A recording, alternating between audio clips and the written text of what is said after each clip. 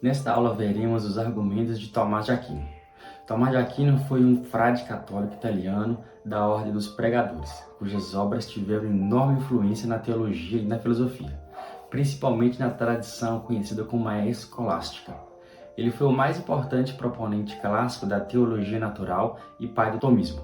Sua influência no pensamento ocidental é considerável, e muito da filosofia moderna foi concebida como desenvolvimento ou oposição de suas ideias, particularmente na ética, lei natural, metafísica e teoria política. Ao contrário de muitas correntes da igreja na época, Tomás abraçou as ideias de Aristóteles, a quem ele chamou de o filósofo, e sintetizou a filosofia aristotélica com os princípios do cristianismo. Tomás apresenta 5 vias que dão acesso à conclusão da existência de Deus, por caminhos diferentes, partindo sempre de um fato ontológico de evidência experimental, de algo concreto e verificável. As 5 vias são, na verdade, a compilação de uma série de argumentos, sendo a maioria deles de origem aristotélica, ou seja, partindo do que nós vemos no mundo, que é captado pelos nossos sentidos, nós conseguimos estabelecer o raciocínio de que existe um ser supremo. A primeira via parte do movimento. Esta primeira via fala do movimento, que é um fato constatável no mundo. Nós conseguimos facilmente perceber o movimento das coisas através dos nossos sentidos. Nós conseguimos constatar que, neste mundo, todas as coisas estão em movimento. Para Tomás de Aquino, o movimento é toda e qualquer transformação, mutação ou mudança, entendendo o movimento aqui no sentido aristotélico, como levar algo da potência para o ato, sendo as qualidades já existentes chamadas de ato e as qualidades que podem vir a existir sendo chamadas de potência. Entretanto, nada pode estar em potência e ato ao mesmo tempo, sobre o mesmo aspecto. É o chamado princípio da não contradição aplicado à noção de ato e potência. Se algo se move, é porque é movido por outro. Nós conseguimos perceber no mundo o movimento de algumas coisas, sendo esta premissa facilmente constatável pelos nossos sentidos.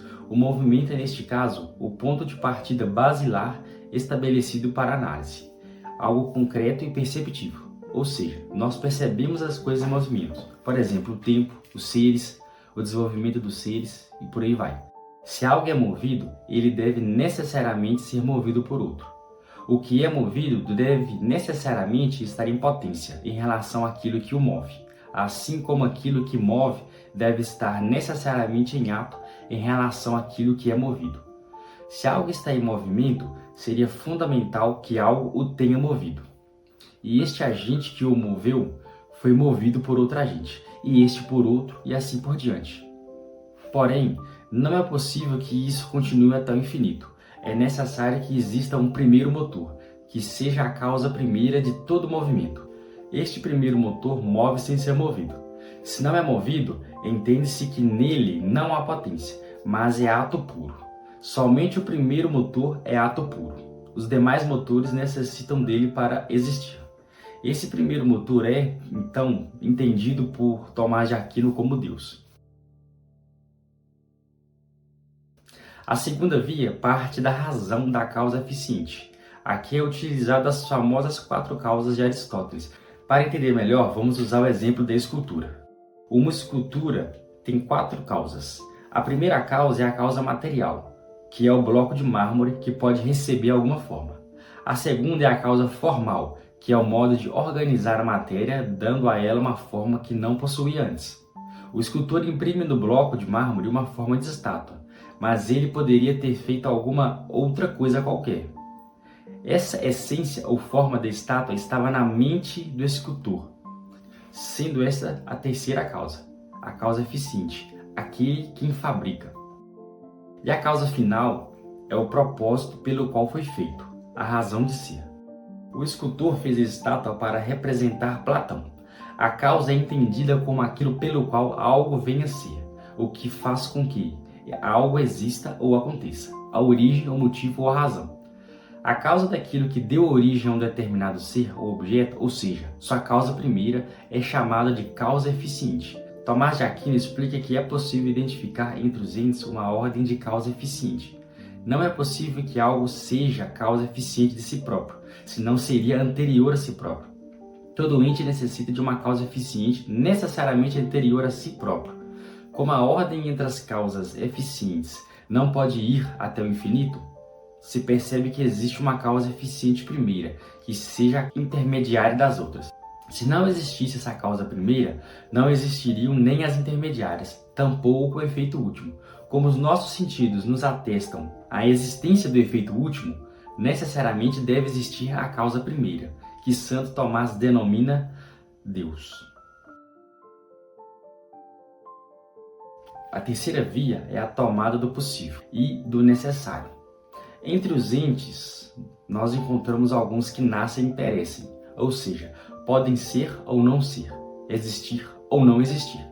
Se todos os seres forem assim, podendo ou não existir, e dependendo de outros para começar a existir, nada existiria, porque o que antes não era, pode vir a existir, mas também pode deixar de existir. Esses seres são chamados de contingente, que dependem de outros para existir. Sabendo que do nada nada vem, algo só pode existir de algo que já existe. Por serem contingentes, não são necessários. Se considerarmos que tudo é contingente, ou seja, que tudo pode não ser, teríamos que considerar também a possibilidade de ter havido algum momento em que não havia nenhum ser. Se houve realmente esse momento, teríamos que considerar que ainda agora nada existiria, pois somente pela mediação de algo que já existe, aquilo que existe passa a existir. Como é um fato a existência dos entes, com sua contingência, não podemos afirmar que tudo é contingente. É preciso afirmar a existência de um ser necessário, pelo qual os seres contingentes passam a existir. Algo que é necessário não pode ter a causa de sua necessidade em outro ser necessário anterior a si. Como se provou nas causas eficientes, se regredirmos nas causas geradoras dos entes, então poderemos ir até o infinito. É preciso assumir a existência de um ser necessário em si, que não encontra em nenhum outro ser a causa de sua necessidade, mas é, por sua vez, causa da necessidade dos outros seres. Esse ser necessário é o que chamamos Deus. A quarta via vai examinar o grau de perfeição, que é encontrado nas coisas. Para entender essa via, é importante compreendermos o sentido metafísico de participação. Participar é realizar em si, de forma parcial, o que está em outro de forma plena. Há então uma relação de dependência entre o ente participante e aquele do qual ele participa. Essa via explica que nossos sentidos captam que entre as coisas existe certa relação de graus. Algo pode ser considerado mais ou menos bom, mais ou menos verdadeiro, ou mais ou menos nobre, por exemplo. Só é possível dizer mais ou menos conforme algo se aproxima daquele que é o máximo. Para Aristóteles, se algo possui determinada qualidade em alto grau, será em virtude dela que as outras coisas possuirão determinada qualidade. Tomás de Aquino, partindo dessa ideia, diz que, como encontramos nas coisas, em variados graus, algo de bom, de verdadeiro, de perfeito, deve existir um ente que seja, para os entes, causa de todas as suas qualidades, possuindo em si essas qualidades em supremo grau. Esse ente seria então conhecido como Deus. A quinta via é a do governo das coisas. Para entendermos essa via, faz-se necessário considerar o sentido de fim, considerado a partir da causa. Fim, desse modo, é o que vai determinar o princípio do ser, ou seja, vai estar no princípio da ação. O agente age em vista de um fim. Santo Tomás também expressa certa equivalência entre bem e fim. Somente enquanto uma coisa é boa, ela é atraída a ser. O bem, portanto, é aquilo para o qual tudo irá tender. Isso vai implicar a noção de um fim. Dessa forma, o que move a causa eficiente na ordem da casualidade é aquilo que vem primeiro, o princípio da ação, o bem e o fim.